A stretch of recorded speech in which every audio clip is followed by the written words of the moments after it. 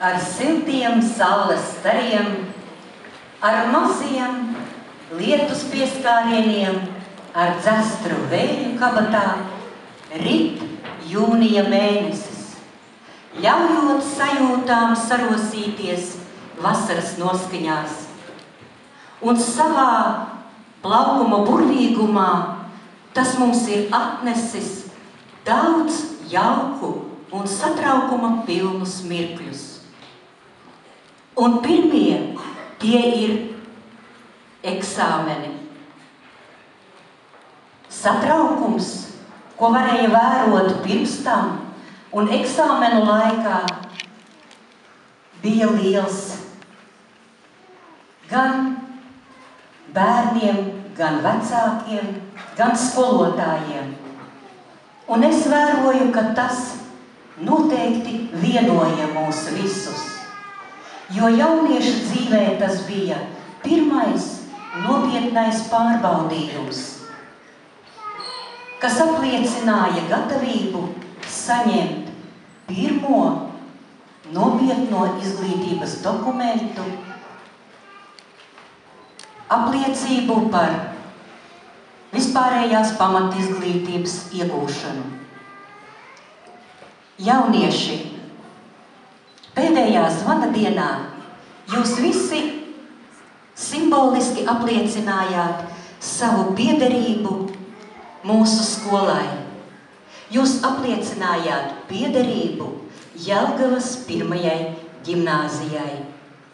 Šis izlaidums gan Jelgavas pirmās ģimnāzijas vēsturē, gan jūsu dzīvē ir īpašs, jo jūs esiet pirmais izlaidums, kas nebūs ar šādu ierakstu, jūs būsiet pēdējais izlaidums, kas būs ar Jelgavas pirmās ģimnāzijas ierakstu apliecībā.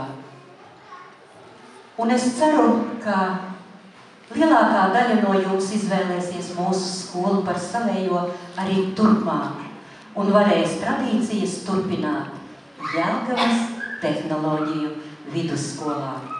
Tāpēc es jums, mīļie bērni, novēlu šodien ļoti nopietni padomāt un pieņemt pareizo lēmumu savas tālākās izglītības izvērtēšanā un pieņemšanā. Bet šodien es ļoti vēlos uzrunāt tieši jūs, mīļie vecāki, vecvecāki, tuvinieki, kuriem šī izlaiduma diena ir vēl svarīgāka, vēl satraucošāka nekā pašiem jauniešiem.